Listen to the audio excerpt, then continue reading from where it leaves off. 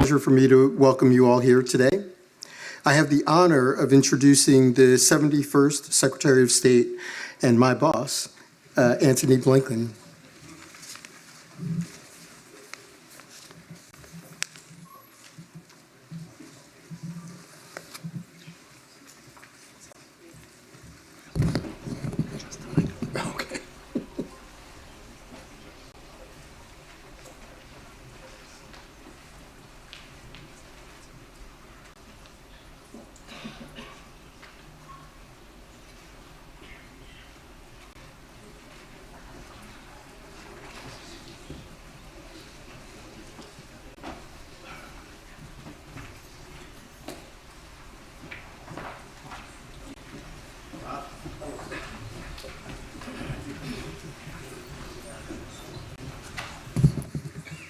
Thank you. Good afternoon. Thank you very much. Thank you. Thank you. It is genuinely an honor to join all of you as the first American Secretary of State to participate in the high-level session of the UN Commission on Narcotic Drugs.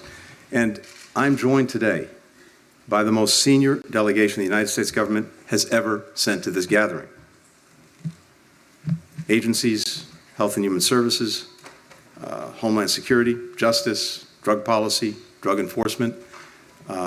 Everyone is here, and it simply put reflects the importance that President Biden places on addressing the shared challenge of synthetic drugs and the whole-of-government approach that we brought to meeting the challenge. We've come to Vienna to continue to sound the alarm around the dangers of synthetic drugs, and to rally a more coordinated and vigorous global response. And here's why. First, every region is experiencing a dramatic increase in synthetic drug use, addiction, and overdose deaths. From tramadol in Africa, to fake Captagon pills in the Middle East, to ketamine and amphetamine in Asia. Now, these are far from the only harms. Criminal organizations that manufacture and traffic synthetic drugs are also extorting local businesses, corrupting politicians, security forces, trafficking women and children. Second, this is a problem that no one country can effectively solve alone. In an interconnected world, criminal organizations quickly exploit weak links to make, to move, and to market their increasingly potent and dangerous synthetic drugs. Chemical precursors manufactured in one country, transit through others, get to a third where they're synthesized, and then come into the United States or other countries, hitting our streets, killing our people. So we have to work together to get at every link in this chain. Finally, no country, no government, no institution has a monopoly on good ideas.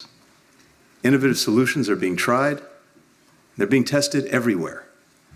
And the more we can bring these ideas together, the more effective each of us is going to be. So we have to do more to learn from one another and work with one another. And that's the focus of today's gathering. The good news is we already have so many of the tools that we need to tackle this challenge, thanks to decades of work by leaders in government, in multilateral organizations, in civil society, including right here at the UN Commission on Narcotic Drugs, which has the authority to place synthetic drugs and their precursors under international control. The UN Office on Drugs and Crime, also based here in Vienna, has worked with experts around the globe to develop a synthetic drug strategy and practical toolkits for action. The International Narcotics Control Board has created platforms that allow governments, law enforcement, justice officials around the world to exchange information in real time about legitimate chemical and pharmaceutical shipments, as well as suspected trafficking incidents. We've also created new tools to foster greater global awareness and cooperation on this issue. Last July, we launched the Global Coalition to Address Synthetic Drug Threats. We started with about 80 partner countries. It's now grown to 151 countries, 14 international organizations, and counting. From the outset, The coalition's focused on three main lines of effort: preventing the illicit manufacture and trafficking of synthetic drugs and precursors, detecting emerging trends and threats, promoting public health solutions.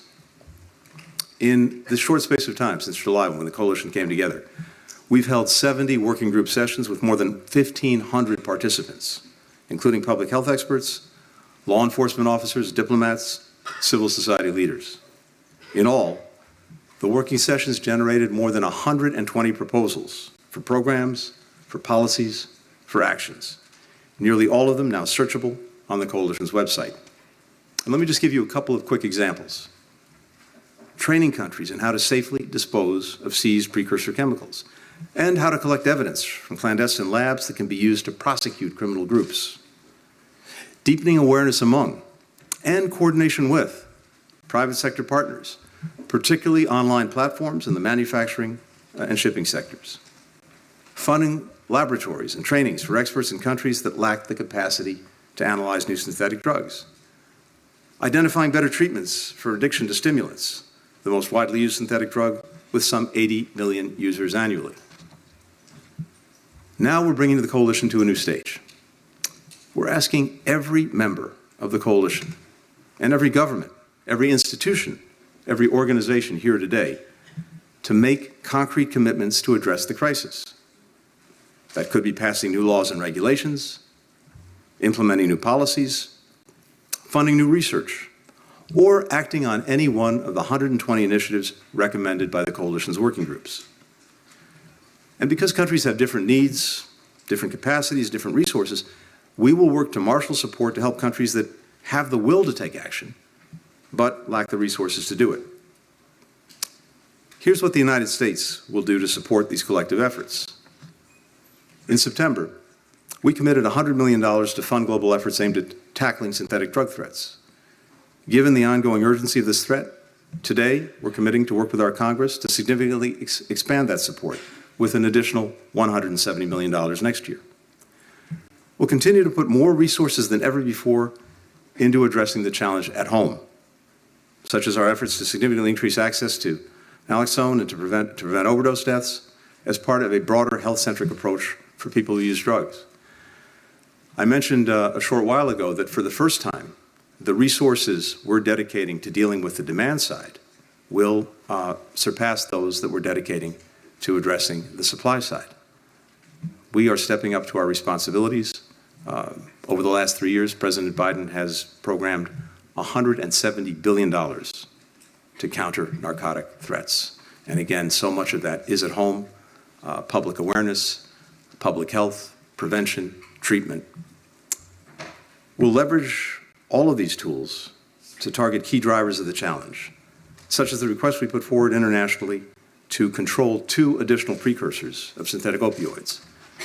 And here, we simply have to make sure that we're not only keeping up, but hopefully seeing around the curve, because we know that even as we control ingredients that go into making synthetic opioids, those engaged in that practice are finding new ones, new combinations, new chemicals, and even as we control one, something else may come to market. So we have to stay ahead of this. We'll look to all of you to hold us to our own commitments, and we'll do the same, because we can't afford to come up short. I have the honor and the pleasure in just a moment to hand it over to Executive Director Wally and to Justice Teddy and also our distinguished panel. But let me just, in closing, remind you why we're here. The World Health Organization estimates that in 2019, approximately 600,000 people worldwide died of drug overdoses, the vast majority from synthetic drugs. That's the most recent year for which we have that overall tally. Today, that number is almost certainly much higher. And let me just speak to my own country for a minute. We've seen the scourge of synthetic drugs touch virtually every town, every city, every state in the United States. More than 40% of the American people know someone who died from an opioid overdose. The number one killer of Americans between the ages of 18 and 45 is fentanyl. So the impact that this has had cannot be overstated. And on something like fentanyl, we've been something of a canary in the coal mine.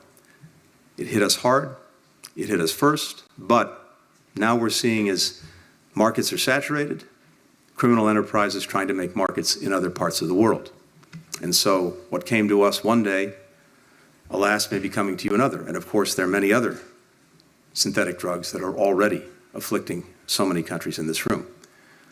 Those numbers are almost hard to digest. So I'd ask you to think for just a moment, not so much of the numbers, but what they represent, of all the losses that they contain, all the pain experienced by loved ones and friends, all the empty seats left in classrooms and at dinner tables, or in businesses, places of worship, all the contributions those hundreds of thousands of people might have made to our shared world if they were still alive. Now, think about all the people who will live longer, healthier, more secure lives with greater opportunity if we achieve what we set out to do, if we come together to surmount the profound threats posed by synthetic drugs, if we prevent more citizens, more communities from being consumed by this crisis. That's why we're all here. That is why it is so important that we succeed and succeed together. I thank you so very much, and it's now my honor and pleasure to hand the podium over to UNODC Director Wally. Welcome.